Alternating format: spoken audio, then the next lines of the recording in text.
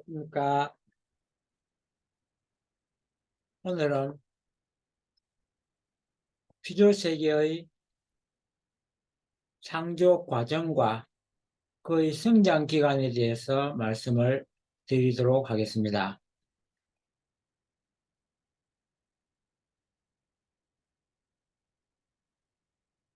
하나님께서 창세 전에 피조세계를 창조하실 때마다 한꺼번에 창조하시지 아니하시고 단계별로 나누어서 창조하셨습니다. 각 단계별로 창조하실 때도 순간적으로 창조하신 것이 아니라 일정한 시간이 경과하여 완성하도록 창조하셨습니다.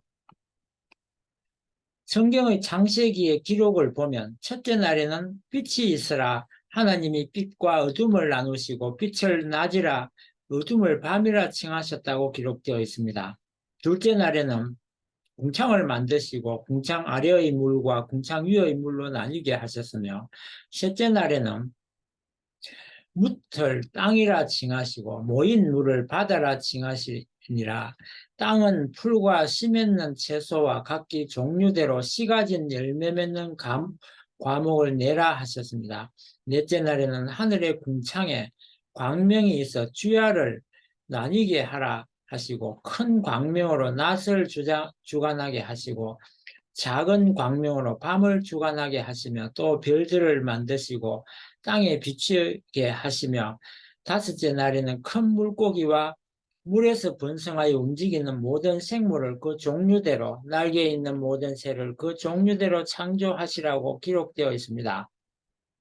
여섯째 날에는 땅의 짐승을 그 종류대로 육축을 그 종류대로 땅에 기는 모든 것을 그 종류대로 만드시니라라고 기록되어 있습니다. 그리고 우리의 형상대로 사람을 만들되 남자와 여자를 창조하셨다고 기록되어 있습니다. 이 기록은 오늘날의 과학으로 볼 때 무생대, 시생대, 원생대, 고생대, 중생대, 신생대로 나누는 6단계와 거의 일치함을 알 수 있습니다.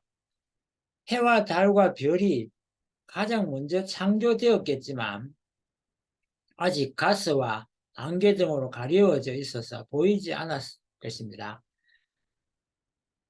피조세계의 창조 과정을 보면 이렇게 6단계로 기록된 것은 실로 계시적이며 베드로후서 3장 8절의 내용을 보면 사랑하는 자들아 주께는 하루가 천년 같고 천년이 하루 같은 이 한 가지를 잊지 말라고 한 것처럼 하루가 24시간의 하루가 아니라는 것입니다.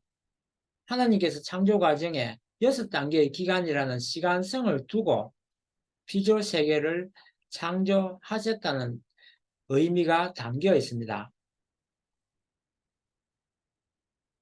창세기 1장 5절의 기록을 보면 빛을 낮이라 칭하시고 어둠을 밤이라 칭하시니라 저녁이 되면 아침이 되는 이는 첫째 날이니라 라고 기록되어 있습니다. 원래 저녁이 되고 아침이 되면 둘째 날인데 첫째 날이라고 한 것은 피조물이 밤이라는 성장 기간을 두고 한 것은 밤이라는 것을 성경계를 두고 창조 원리에 따라 완성하도록 창조하셨음을 말해주는 것입니다. 지금도 유대인들은 이렇게 하루를 저녁으로부터 시작해서 아침에 해가 뜨고 그 다음날 해가 질 무렵까지를 하루로 칭하고 있습니다. 그래서 안식일을 믿는 종교에서도 안식일을 금요일 저녁부터 토요일 해가 질 때까지를 안식일로 지키고 있는 것입니다. 하나님께서 피조물을 창조하실 때 일정한 기간을 두고 창조를 완료하신 것처럼 개체 하나하나도 반드시 일정한 기간을 두고 완성하도록 창조하셨습니다. 하나님께서 이렇게 성장 기간을 두고 모든 것이 성장 기간에는 3단계의 질서적 3단계를 거쳐서 완성되도록 창조하셨다는 것을 알 수 있습니다. 이것은 하나님께서는 본 성상과 본 형상의 그 자체로 수주작용을 하여 삼수적 존재로 존재하고 계십니다. 그래서 하나님의 창조물인 피조세계도 삼수 과정을 거쳐서 창조되었기 때문에 그 존재의 양상이나 운동이나 성장 기간 등이 삼수 과정으로 나타나는 것입니다. 이 밖에도 자연계에서 살펴보면 물질, 식물, 동물 이런 것들이 3단계 성장 기간 도중에 3단계를 통하여 성장하고 구분할 수 있도록 삼수로 되었다는 것을 알 수 있습니다. 물질을 보면 기체, 액체, 고체의 상태로 나눌 수 있고, 식물도 뿌리, 줄기, 잎으로 나누며, 동물도 머리, 몸, 사지로 나누고, 우리가 살고 있는 이 지층, 암층, 용암층으로 나누며, 사람의 육신인 사람의 오장육부를 보더라도 위장, 폐장, 심장으로 나눌 수 있고, 또 껍질도 진피, 외피, 내피로 나누며, 색깔도 빨강, 노랑, 파랑으로 나누고, 또 우리가 3대 영양소라 할 수 있는 탄소, 단백질, 지방으로 나눌 수 있다는 것입니다. 성경책에서 보면 하나님께서 창조하실 때 3단계의 성장기간 도중에 실패를 하여 타락되었기 때문에 복귀 역사도 3단계로 복귀 과정을 거쳐서 하시게 됩니다. 따라서 조표와 같이 3차에 걸쳐서 섭리가 진행이 되는 것입니다.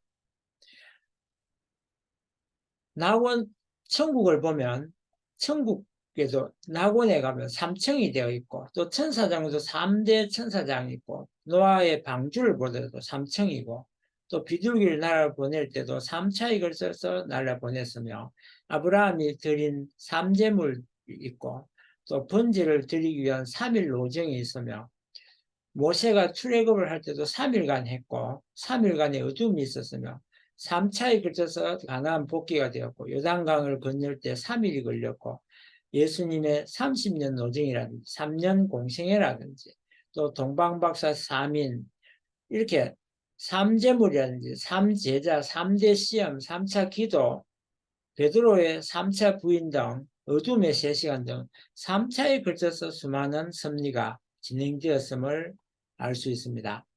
피조물은 창조 원리의 주관성과 자율성에 의해 시간이 경과하면 저절로 소생기, 장성기, 완성기의 질서적 3단계를 라는 성장 기간을 지나서 완성을 합니다. 그러나 인간은 여기에 만물에 대한 주관성을 갖추기 위해 별도의 책임 분담 기간이 있습니다.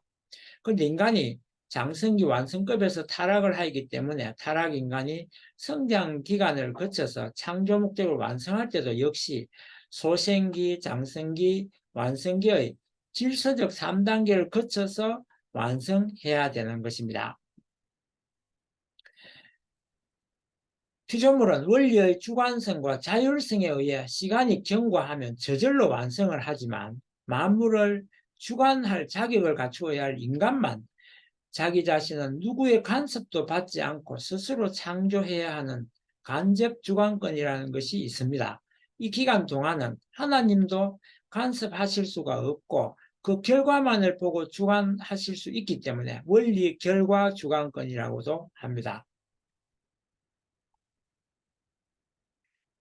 인간의 책임 분담은 반드시 스스로가 해결해야 하는데 만약 외부에서 도와주거나 간섭을 하게 되면 만물에 대한 주관성을 잃어버리는 것입니다. 그래서 인간은 원리의 주관성과 자율성 외에 책임 분담 기간이 있고 이것은 타락인간이라 할지라도 마찬가지로 복귀 과정의 3단계를 거쳐서 하나님의 직접 주관권으로 성장하여 완성하도록 하는 것이 창조 원리입니다.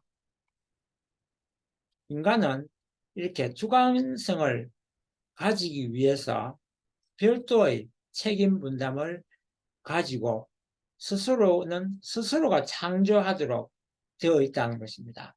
따라서 타락인간은 인간도 역시 복귀도 마찬가지로 3단계를 거쳐서 한다는 것입니다. 이렇게 인간에게 책임 분담을 특별히 주신 이유는 인간은 하나님의 창조성을 닮아서 하나님의 창조 위협에 가담함으로써 스스로 창조했다는 조건으로 창조주의 입장에 올라서게 되는 조건이며, 이로써 주인의 권한을 가지고 만물을 대할 수 있게 되는 중요한 의미가 있습니다. 따라서 창세기 2장 17절의 내용처럼 경고의 말씀을 주시고 그 내용을 충실히 지킬 때만 축복하시는 것은 하나님의 뜻 성사는 하늘 부모님 책임 95%와 인간 책임 5%로 이루어진다는 내용 때문입니다. 창세기 2장 16절에 여호와 하나님이 그 사람에게 명하여 가라사대 동산 가운데 각종 나무의 실과는 네가 임리로 먹되 선악을 알게 하는 나무의 실과는 먹지 말라. 네가 먹는 날에는 정령 죽으리라고 하시니라 라고 기록되어 있습니다.